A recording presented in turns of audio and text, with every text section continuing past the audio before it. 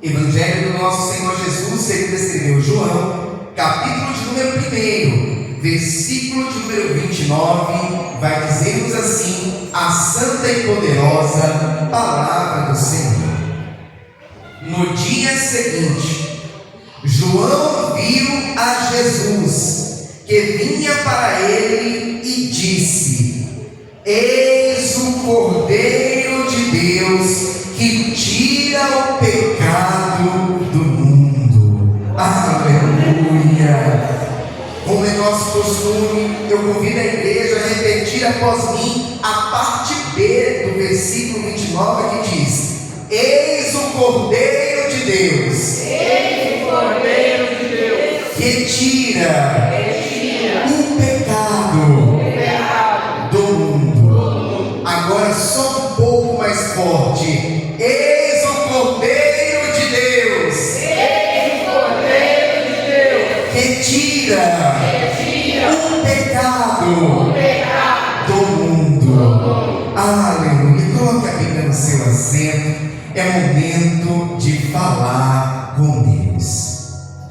Senhor amado, Pai querido, Deus santo e todo-poderoso, nesta manhã, ó Pai, como aqui já foi dito, nossa alegria ela é dobrada, porque nesta manhã cultuamos ao Senhor, celebrando a sua ressurreição.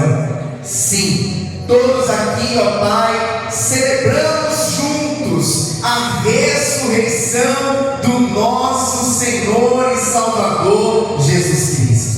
E já podemos aqui falar com o Senhor em oração, já podemos também nesta manhã louvar e agradecer o seu nome, por meio dos louvores que aqui foram entoados a Ti. E agora a sua igreja espera receber uma palavra, não uma palavra que venha de conhecimento humano, não uma palavra que venha da parte do homem, mas uma palavra que nasceu primeiramente no coração do próprio Deus e que agora será ministrada ao coração da sua igreja.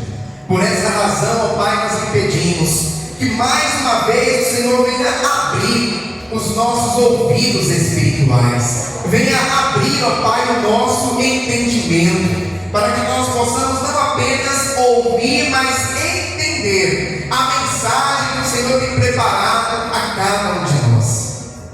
E que esta palavra ela seja como alimento para a nossa alma, combustível para a nossa fé, e como uma bússola, ó Pai, que nos aponta ao norte, que nos mostra o caminho da sua vontade, que é boa, perfeita e agradável. Nesse momento, ó Deus, eu me coloco diante de Ti, como um simples servo que sou, e lhe peço: usa-me, ó Pai, como instrumento em Suas mãos, para pregoar a santa e poderosa palavra do Senhor. É o que nós lhe pedimos, ó Pai, e desde já lhe agradecemos, em nome do Senhor Jesus. Amém e graças a Deus. Vamos aplaudir bem forte ao Senhor Jesus. Aleluia! Louvado seja o santo nome do Senhor para sempre. A igreja pode tomar o seu assento, fiquem todos à vontade. Aleluia! Eis o Cordeiro de Deus, que tira o pecado do mundo. Essas foram as palavras de João Batista, quando viu o nosso Mestre, o nosso Senhor Jesus, indo ao seu encontro. E quando nós ouvimos falar de Cordeiro, a Bíblia ela vai nos remeter ao princípio.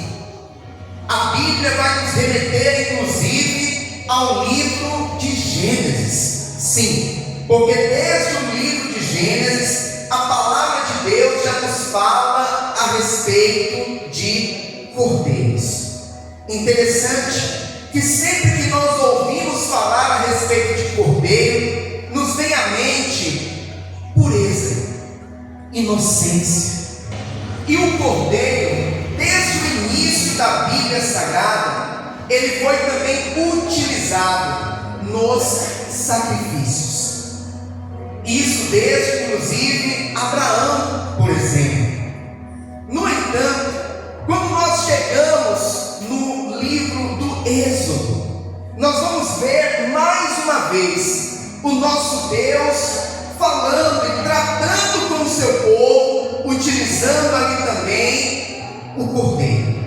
Pastor, como assim?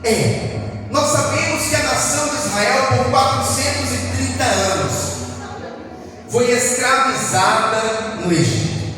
O povo clamou ao Senhor, suplicou a Deus por socorro, e Deus levanta Moisés como sendo aquele que seria usado por ele como o libertador daquela nação. No entanto, nós sabemos que quando Moisés ele chega ali no Egito, o coração de Faraó estava endurecido, e Faraó não quis libertar o povo de Deus. E agora o Senhor ele começa a mandar as pragas sobre o Egito. Nós sabemos que a Bíblia vai nos falar de 10 pragas, e a última delas, que foi a que antecedeu a saída do povo de Deus do Egito, foi a morte de todo o primogênito.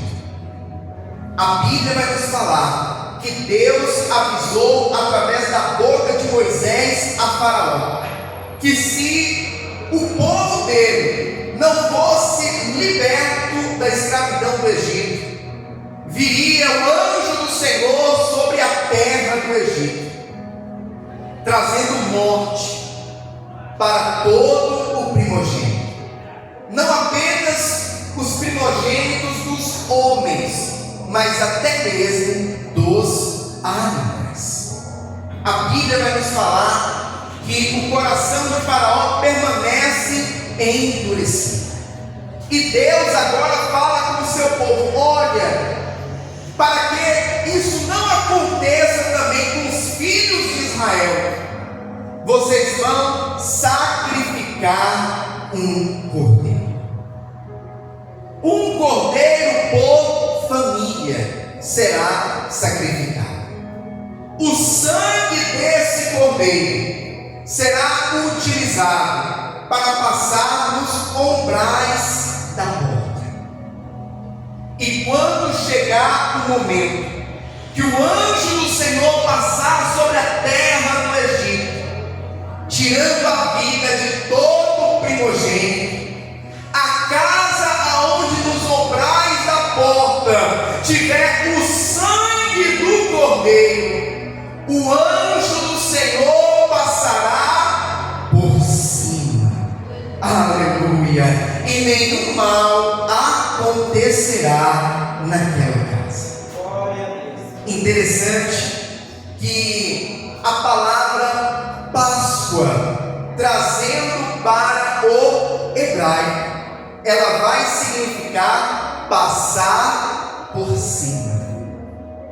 E interessante que verdadeiramente isso aconteceu na terra do Egito. A palavra do Senhor vai nos contar que ali o anjo de Deus passou sobre aquela terra, trazendo morte para todo o primogênito. Mas na casa onde ele chegava e havia a marca do sangue do cordeiro, naquela casa ele passava por cima e não entrava trazendo morte ao primogênito. Aleluia! A palavra do nosso Deus vai nos contar que ali o Senhor estava inclusive também instituindo a primeira Páscoa. A primeira Páscoa instituída por Deus está relatada no livro do Êxodo, capítulo de número 12. A palavra do Senhor vai nos dizer que Deus deu uma orientação ao seu povo, que o sangue do cordeiro que fosse sacrificado seria passado nos umbrais da porta, e a carne do cordeiro ela seria assada e seria totalmente consumida por aquela família. Se a família fosse pequena, o Senhor ainda diz: pode ser um cordeiro para mais de uma família, mas é importante que consuma todo o cordeiro. Se algo ainda restar por fim, o cordeiro que restar, o restante da carne, deve ser queimado. Juntamente com esse cordeiro, vocês vão também participar, vocês vão comer os pães asmos, que são os pães sem fermento. A Bíblia vai nos dizer que o Senhor orientou o povo para que fizesse tudo com brevidade, com rapidez, porque após acontecido a morte dos primogênitos, eles seriam livres do Egito. Então a carne precisaria ser consumida rápido, os pães asmos sem fermento consumidos rápido, e juntamente com a carne e com o pão sem fermento, eles também comeriam ervas amargas. Pastor, mas o que significa tudo isso, pastor? Verdadeiramente, cada um desses itens que o Senhor orientou o povo a participar tinha um significado. O cordeiro é aquele que seria sacrificado ali para que o sangue fosse usado como marca do povo de Deus. E aqui eu já abro um parênteses para dizer algo importante para a igreja. Jesus é o cordeiro que logo mais à frente, agora relatado no Novo Testamento, veio a este mundo para ser sacrificado no meu e no teu lugar.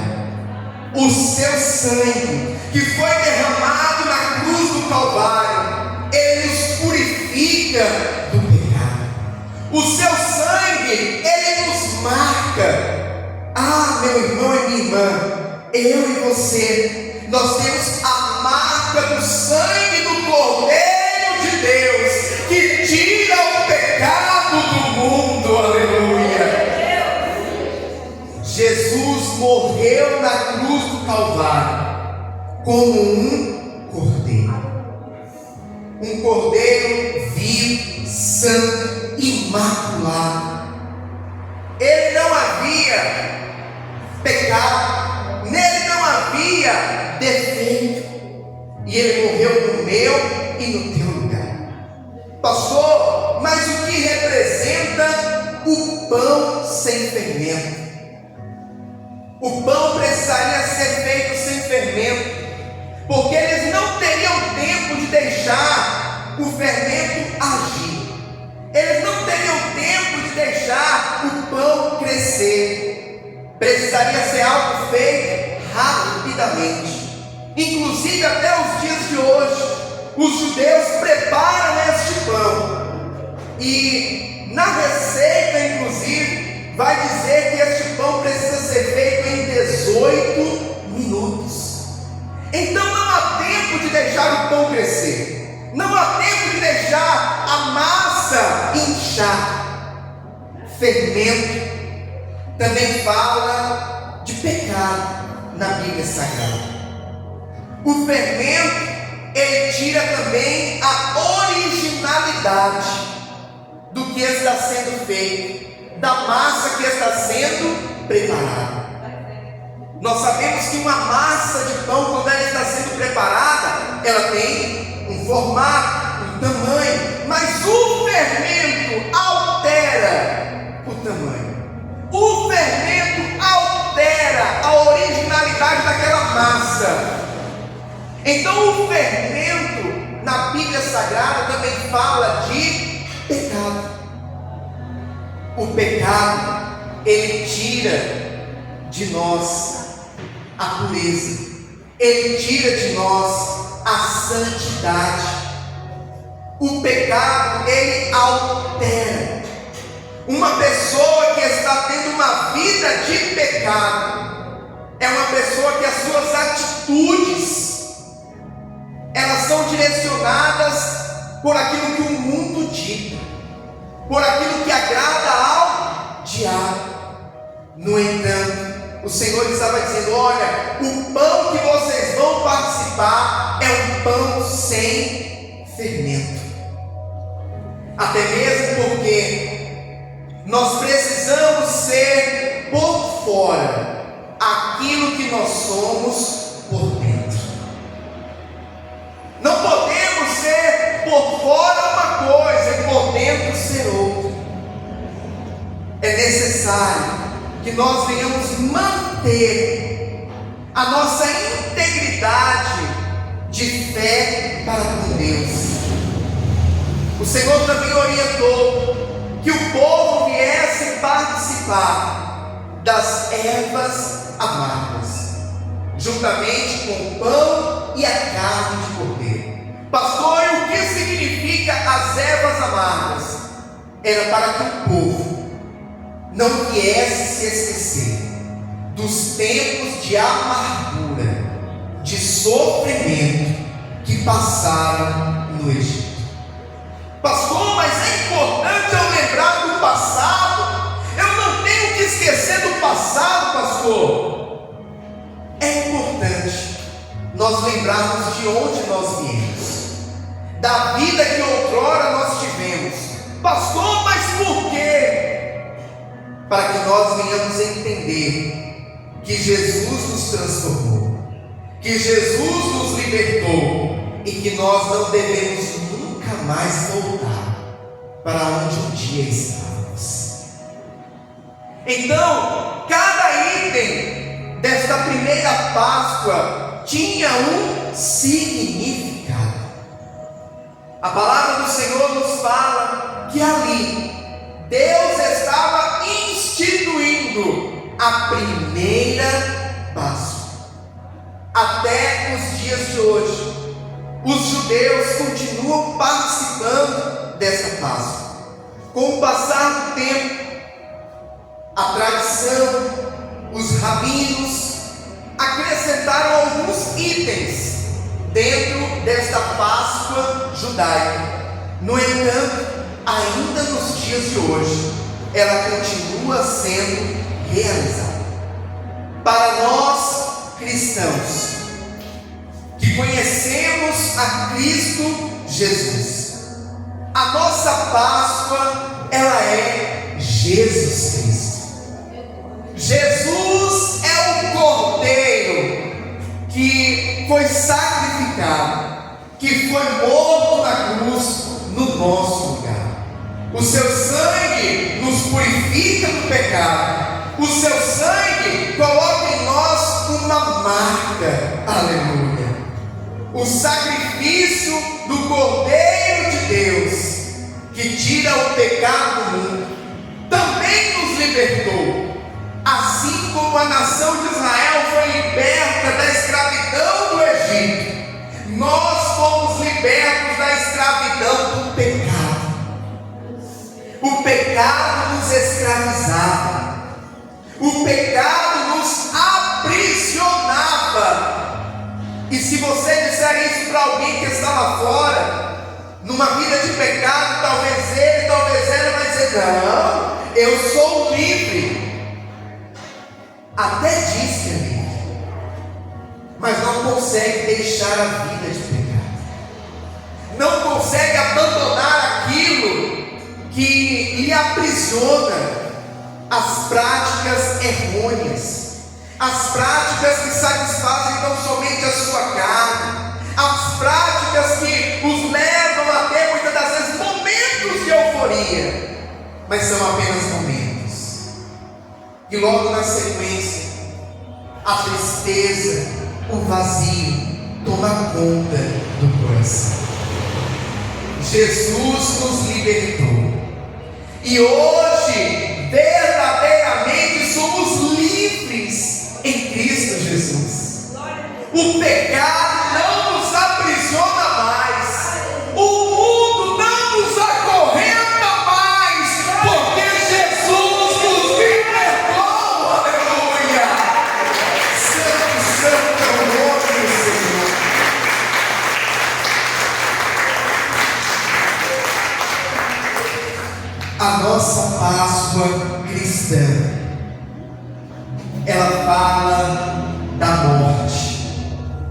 e ela fala da ressurreição de Cristo Jesus. É por essa razão que nesses 3 dias, sexta, sábado e hoje, domingo, estamos falando da paixão de Cristo. A sexta-feira foi o dia em que o nosso Senhor Jesus, ele foi crucificado.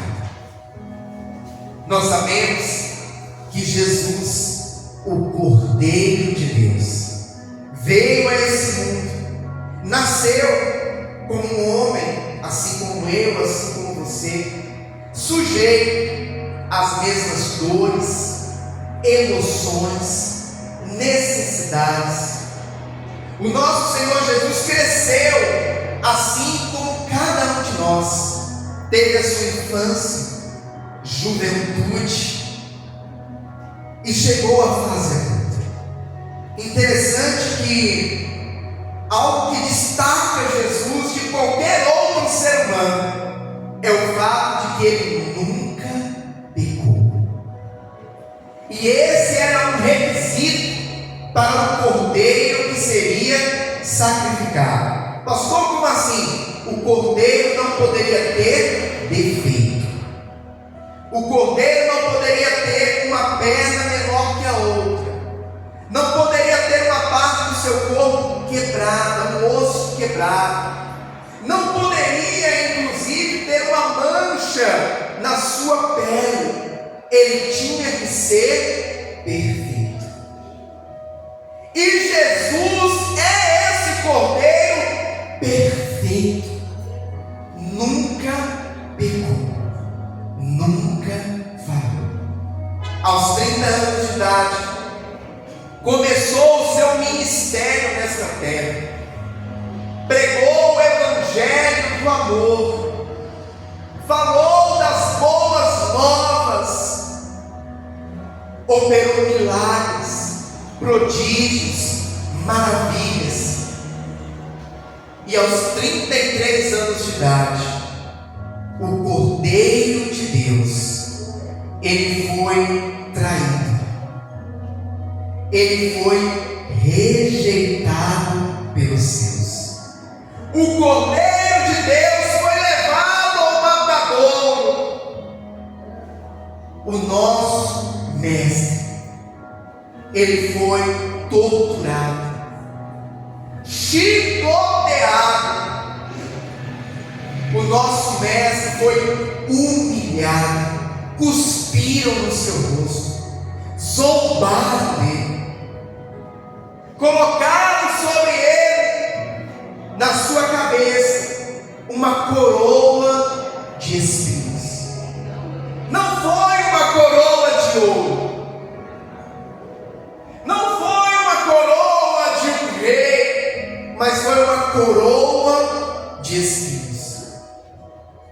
E após colocar essa coroa de espinhos na sua cabeça, ainda bateram para que os espinhos entrassem na sua pele, na sua carne, sobre o seu corpo, machucado, ensanguentado.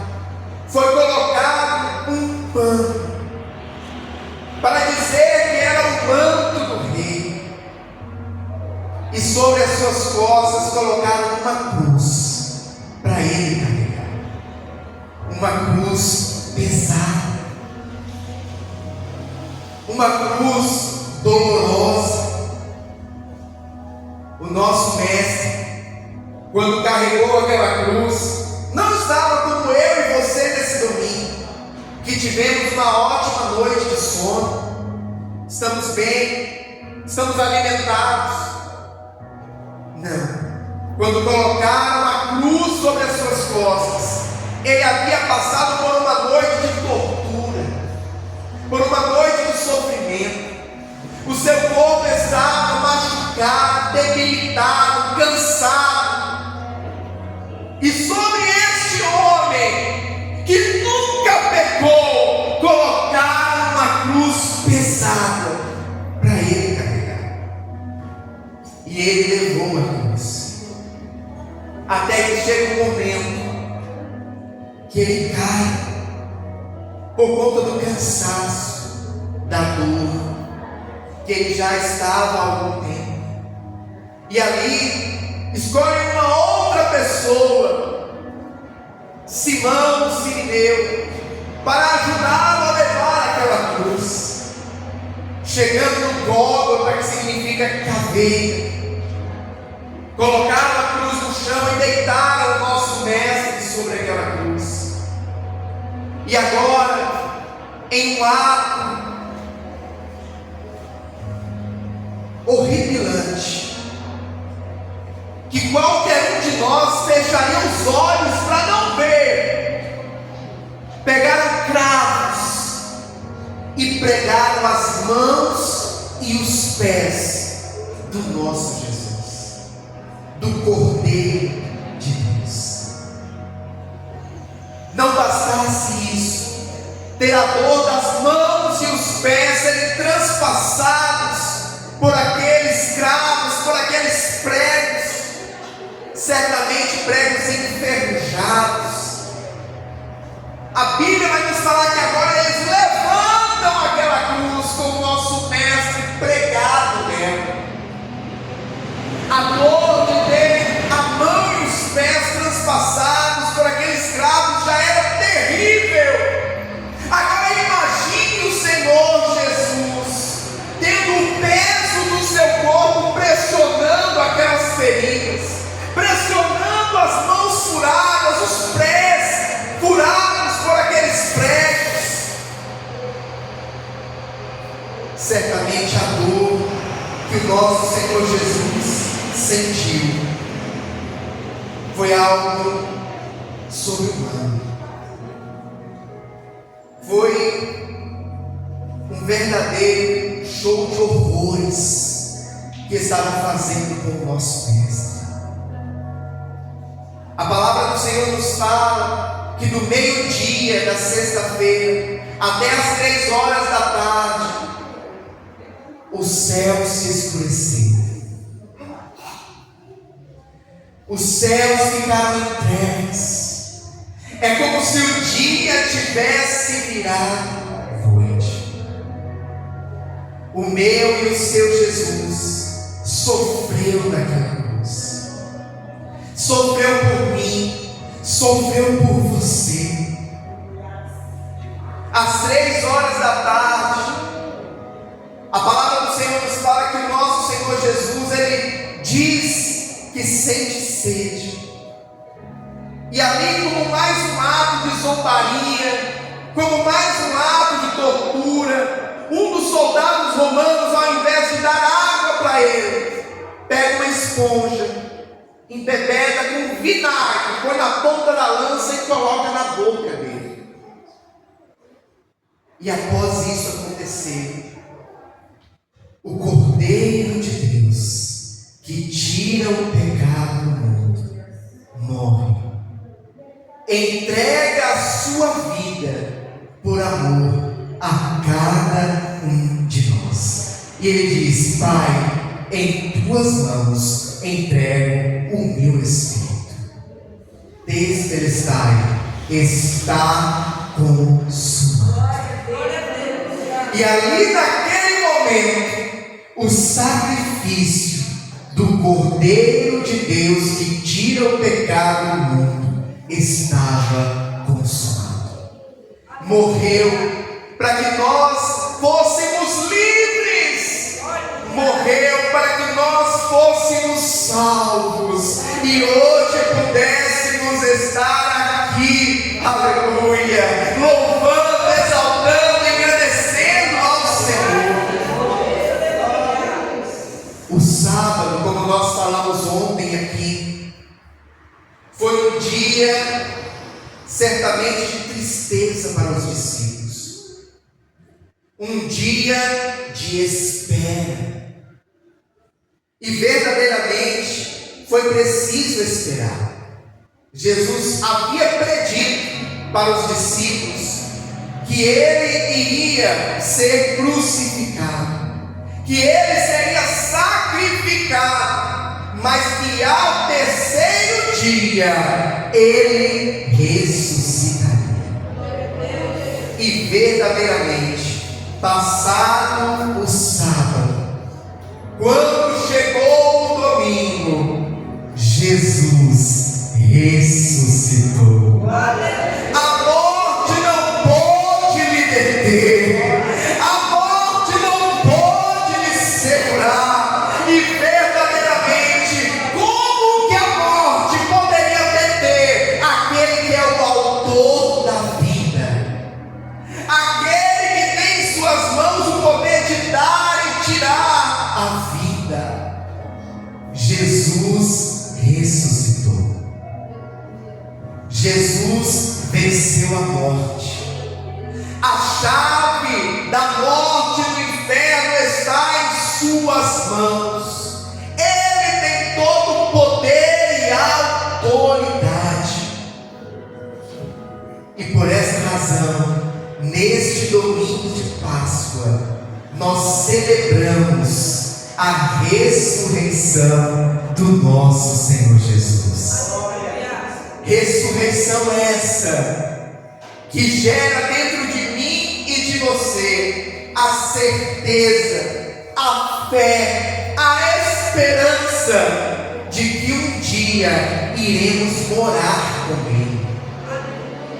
Porque o Senhor, Ele fez também uma outra promessa, de que Ele voltaria para nos buscar.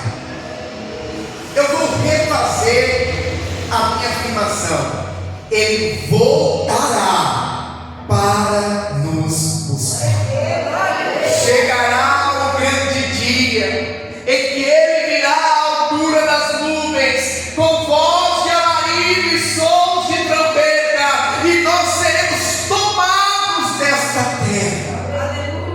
E Ele nos levará para um lugar aonde lá não há morte, aonde lá não há dor, aonde lá não há sofrimento, lá não há lágrimas. Pelo contrário, estaremos para todo sempre no gozo do nosso Senhor, dizendo: Santo, Santo, Santo, Santo é o Senhor dos exércitos, aleluia. Lá as ruas são de ouro, os rios são de cristais. Lá existem mansões celestiais preparadas para mim e para você.